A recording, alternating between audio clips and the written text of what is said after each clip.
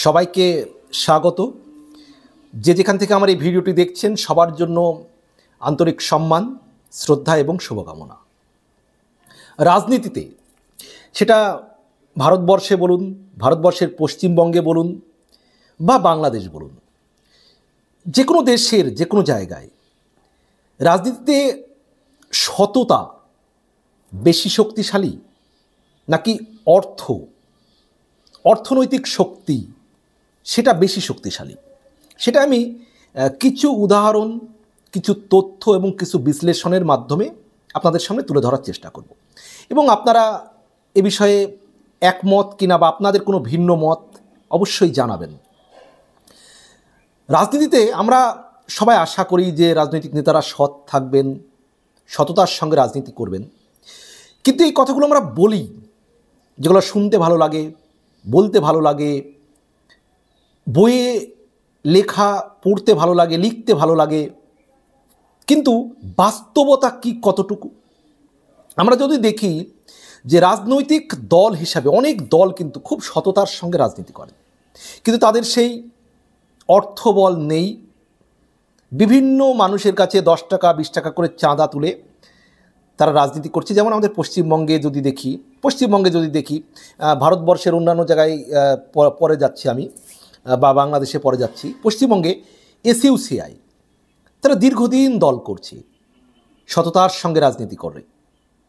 তাদের কোনো প্রোগ্রাম করলে, রাজনৈতিক কোনো প্রোগ্রাম করলে দেখি চাঁদা পর্দা তুলে তারা প্রোগ্রাম করে, কিন্তু তাদের কখনোই যে জনপ্রতিনিধিত্বের যে সফলতা তেমনভাবে আসেনি।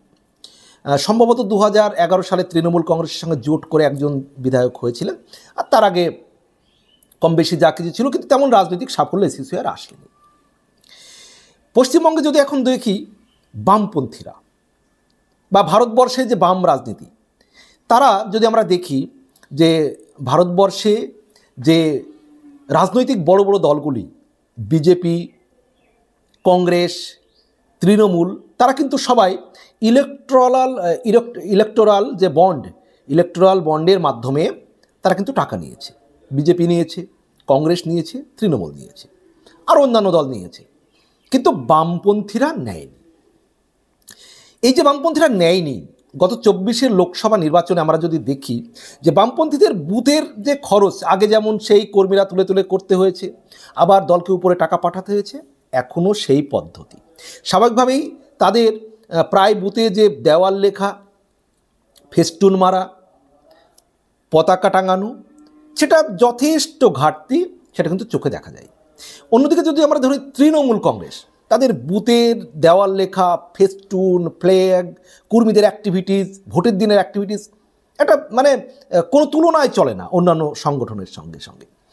কারণ আমরা দেখেছি যে তৃণমূল কংগ্রেসের 24 সালে আমাদের এলাকা হচ্ছে কৃষ্ণনগর লোকসভা, সেখানে মহুয়া মৈত্র যিনি সাংসদ হয়েছেন তৃণমূল থেকে, এই যে বেশ কয়েকবার কিন্তু বুথের যিনি সভাপতি, অঞ্চল নেতৃত্ব, তাদেরকে যে বুথের খরচ বা ফ্ল্যাগ, দেওয়াল লেখা, সেই খরচগুলো কিন্তু আমরা দেখেছি বিভিন্ন সময় দলের কাছে এসেছে, কর্মীদের কাছে, যে বিভিন্ন যে সময় খরচ করবে কর্মীরা, দেওয়াল লিখবে, যে পতাকা, ফেস্টুন বা বুথের যে খরচগুলো, সেগুলো কিন্তু আমরা দেখেছি তৃণমূল কংগ্রেসের এসেছে।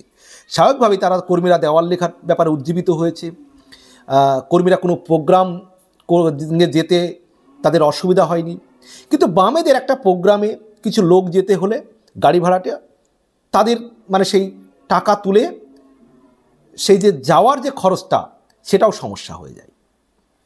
তো এই পরিস্থিতিতে যদি আমরা দেখি যে ইলেকটোরাল বন্ডের মাধ্যমে বিজেপি সবচাইতে বেশি টাকা পেয়েছে, কংগ্রেস তারপরে পেয়েছে, তৃণমূলও একটা মোটা সংখ্যার ইলেকটোরাল বন্ডের মাধ্যমে টাকা পেয়েছে।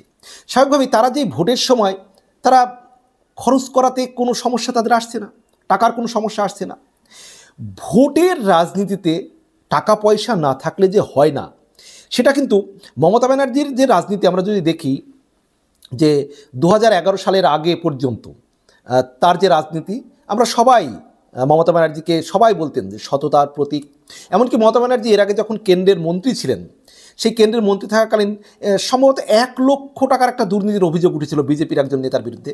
তাই তিনি সেই মন্ত্রিসভা থেকে পদত্যাগ করে চলে এসেছিলেন, সেই যে সরকার থেকে চলে এসেছিলেন। তিনি এতটাই সততার প্রতীক হয়ে উঠেছিলেন। কিন্তু পরবর্তীকালে সরকারে আসার আগে থেকেই তার মানে দলের সারদার টাকা নেওয়ার অভিযোগ উঠেছে, তার দলের বিরুদ্ধে রোজভ্যালির টাকা নেওয়ার অভিযোগ উঠেছে তৃণমূলের বিরুদ্ধে। এবং সরকার আসার পরে অনেক সময় এই অভিযোগ উঠেছে যে সারদার টাকা নারদার টাকা তার দলের যে ভোটের ক্ষেত্রে বা দলকে সংগঠিত করতে ব্যবহৃত হয়েছে, এই অভিযোগ কিন্তু উঠেছে। যদিও সেটা প্রমাণ সামনে আসেনি, কিন্তু অভিযোগ কিন্তু বারবার হয়েছে। এবং মমতা ব্যানার্জি সরকার গঠনের পর বারবার তার দলের বিরুদ্ধে অনেক অভিযোগ উঠেছে যে বিভিন্ন দুর্নীতিতে তার দল যুক্ত, শিক্ষক নিয়োগ দুর্নীতিতে যুক্ত, বিভিন্ন ব্যক্তি যুক্ত হয়েছেন, তা তৃণমূল দলের নামও এসেছে। বিভিন্ন কয়লা, গরু পাচার, শিক্ষক নিয়োগ দুর্নীতি, বিভিন্ন অভিযোগ উঠেছে, যেহেতু এই অভিযোগগুলো এখনও সেই অর্থে প্রমাণিত হয়নি। কিন্তু এই যে অর্থ, মানুষ তাহলে সেই অর্থটা শেষমেশ ভোটের সময় গুরুত্ব দেয় বা গুরুত্ব পায় নাকি সততা, সেটা কিন্তু আমরা দেখেছি যে অর্থ না থাকলে শেষমেশ মানুষ যত বড় বড় কথাই বলুক, শেষমেশ যখন মানুষকে সরকারিভাবে কোনো প্রকল্পের সুযোগ সুবিধা, ধরুন লক্ষ্মীর ভাণ্ডার বা যে কোনো ভাতা পাচ্ছে, তারা কিন্তু একটা স্ট্রং ভোটার সাপোর্টার হয়ে যাচ্ছে, সেই যে দল যে সরকারে আছে তারা দিচ্ছে। যেমন তৃণমূল কংগ্রেস সরকারের থেকে লক্ষ্মীর ভাণ্ডার দিচ্ছে, একটা স্ট্রং সমর্থক তাদের ভোটার হিসাবে পেয়ে যাচ্ছে। আবার এই যে কর্মীদের মধ্যে যখন এই যে তৃণমূল কংগ্রেস তাদের বুথ খরচ দিচ্ছে, বিভিন্ন খরচ খরচাগুলো দিচ্ছে, তার ফলে কী হচ্ছে কি, কর্মীরা একটা উজ্জীবিতভাবে একটা মিটিং মিছিল করতে, সংগঠিত করতে, জনগণকে সংগঠিত করতে তাদের অনেক সুবিধা হচ্ছে এবং জনগণ কিন্তু সেখানে স্বতঃস্ফূর্তভাবে চলে যাচ্ছে কর্মীরা। আবার বিজেপি তারা কেন্দ্রে ক্ষমতায় আছে, ইলেকট্রাল বন্ডে অনেক টাকা পেয়েছে, যার ফলে তাদেরও কিন্তু খরচ করাতে কোনো সমস্যা হয়নি। কিন্তু সেইটা কংগ্রেসের যেহেতু পশ্চিমবঙ্গের সংগঠন দুর্বল, তারা সেই অর্থে কিন্তু খরচ করতে মানে খরচ করেও তেমন কাজ হয়নি, যদিও খরচ করে থাকে তেমন কোনো কাজ হয়নি, যেহেতু তাদের তো সংগঠনই সেই অর্থে পশ্চিমবঙ্গে তেমন নেই। আর বামপন্থীদের তো অর্থ খরচের মানে তেমন কোনো মানে সুযোগই নেই, তারা বুথ থেকে খরচ করতে বলছে বুথের খরচটি, আবার বুথ থেকে সেই টাকা নিয়ে নেতৃত্বকে দিতে হবে, যার ফলে বামপন্থীরা কিন্তু অর্থ, এই যে অর্থের যে ঘাটতি, সেটা কিন্তু তাদের এই যে ভোটের রাজনীতিতে একটা বড় সড় ঘাটতি হয়ে যাচ্ছে। আবার যদি বাংলাদেশের ক্ষেত্রে বলি, তাহলে শেখ হাসিনার যদি আমরা রাজনৈতিকভাবে বিশ্লেষণ করি, চর্চা করি, তাহলে দেখব যে 1996 থেকে 2001 যে আওয়ামী লীগ সরকার ছিল, সেই সরকারের আমলের একটা দারুণ সততা বা সৎভাবে একটা প্রশাসন কিন্তু চলেছে 1996 থেকে 2001 পর্যন্ত। এবং সেই সরকার যখন চলে যায় তখন কিন্তু আওয়ামী লীগের নেতা মন্ত্রীরা অনেকে বাড়ি ভাড়া দিতে পারেননি, অনেকে হয়তো দেখা যাচ্ছে সংসার চালানোর মতো পরিস্থিতি ছিল না সেই 5 বছর। এবং তারপর 2002 সালে শেখ হাসিনা একটা ঘনিষ্ঠ লেভেলে কয়েকজনের মধ্যে বলেছিলেন যে আমি 5 বছর সততার সঙ্গে সরকার চালালাম, অর্থাৎ 1996 থেকে 2001। তার কোনো মানে সরকারের যে সততা, সেই সততার মূল্য বাংলাদেশের মানুষ দেয়নি, দেবে না। অর্থাৎ 2001-এ কিন্তু তার সরকার চলে গিয়েছিল, তার সরকার ক্ষমতায় আসতে পারেনি। তো তারপর তিনি বলেছিলেন যে এবার যখন আর সরকার ক্ষমতায় আসবে তখন তিনি এই ভুলটা করবেন না, এরকম একটা কথা কিন্তু তার ঘনিষ্ঠ লেভেলে বলেছিলেন বলে শুনেছি বিভিন্ন তার যারা সেই মিটিংয়ে ছিলেন, আলোচনায়, তারাই বিভিন্ন সময় কিন্তু বলেছেন যে এই কথাটি, যে শেখ হাসিনা এই কথা বলেছিলেন। তাহলে কি 1996 থেকে 2001 পর্যন্ত যে সততা, নেতা মন্ত্রীরা তারা ঘর ভাড়া দিতে পারেননি, তাদের সংসার ঠিক মতো চলেনি, তাও কিন্তু তারা সততা দেখিয়েছেন, কিন্তু জনগণ তারপরে 2001 সালে কিন্তু তাদেরকে ক্ষমতা থেকে সরিয়ে দেয়। তো 2002 সালে শেখ হাসিনা বলেছিলেন যে আর তিনি সেই ভুল করবেন না।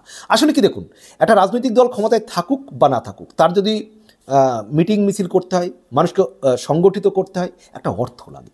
কারণ এই অর্থ দেবেন, আপনি দেখবেন একটা জায়গায় অর্থ দেবেন, মানুষ চলে আসবে, গাড়ি ভাড়া দিয়ে দেবেন, তাদের কিছু টিফিনের খরচ দিয়ে দেবেন, চলে আসবে। আর এমনি এমনি বলবেন, মানুষ যেতে চাইবে না। আপনি এই যে ভোটে দাঁড়ানোর ক্ষেত্রে আমাদের লোকালি একজন মানে তিনি গ্রাম পঞ্চায়েতে ভোটে দাঁড়ান, আমাদের পশ্চিমবঙ্গের গ্রাম পঞ্চায়েত নির্বাচন গ্রাম এলাকায়। তো একবার তিনি বলেছিলেন, তিনি 2-3 বার ভোটে জিতেছেন। তো আমার সামনে তিনি বলেছেন যে এই আমাদের যে অঞ্চলটি, সেই অঞ্চলটির নাম করে, যে অঞ্চলে যেখানে তাকে ভোটে দাঁড় করিয়ে দেওয়া হবে সে সেইখানে জিতবে। এই বলটি তিনি কিসের বলে বলেছিলেন? তিনি কি জননেতা? তিনি কি একেবারে মানুষের সঙ্গে মানুষকে খুব ভালো পরিষেবা দেন? না, এগুলো নয়।